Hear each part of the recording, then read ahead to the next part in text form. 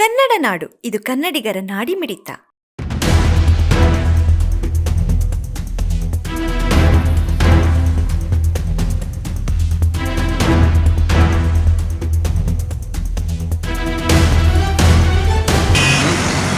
ಏನು ಮಾಡ್ಬೇಕು ಸರ್ ಬಡವರು ಹೆಂಗೆ ಜೀವನ ಮಾಡೋದು ಸರ್. 85 ರೂಪೀಸ್ ಆಗಿದೆ, ಫಸ್ಟು 64 ರೂಪೀಸ್ ಇತ್ತು ಸರ್. ಏನು ಜೀವನ ಮಾಡ್ಬೇಕು ಸರ್ ನಾವು ಬಡವರು?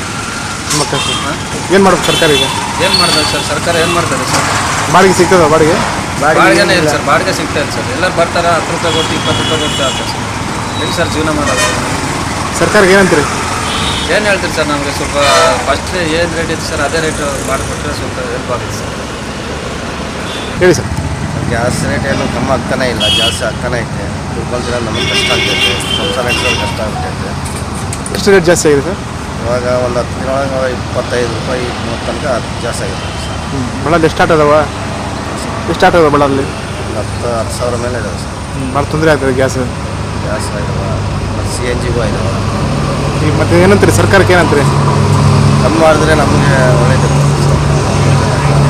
ನಿಮ್ಮ ಹೆಸರು? ನಾಗರಾಜ್. ಸರ್ ಎಷ್ಟು ಯಾವಾಗ ಜಾಸ್ತಿ ಆಗಿದೆ? 55 ರೂಪಾಯಿ ಇತ್ತು, 95 ರೂಪಾಯಿ ಆಗಿದೆ. ಹಿಂಗಿದ್ರೆ ನಮ್ಮ ಆಟೋ ಜೀವನ ನಡೆಯಲ್ಲ. ಏನೋ ಒಂದು ಮಾಡಬೇಕು. ಆಟೋ ಇಲ್ಲ ಅಂದರೆ ನಮ್ಗೆ ಹೊಟ್ಟೆಪಾಡು ನಡೆಯಲ್ಲ.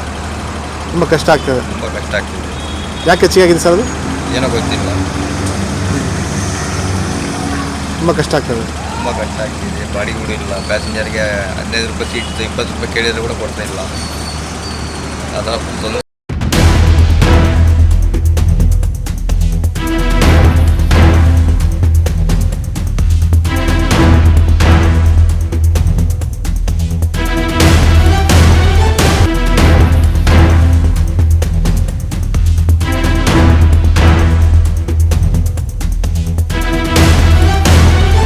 ಸಬ್ಸ್ಕ್ರೈಬ್ ಮಾಡಿಕೊಳ್ಳಲು ಕೂಡಲೇ ಪಕ್ಕದಲ್ಲಿ ಕಾಣುವ ಬೆಲ್ ಐಕಾನ್ ಕ್ಲಿಕ್ ಮಾಡಿ ನೋಟಿಫಿಕೇಶನ್ ಪಡೆಯಿರಿ.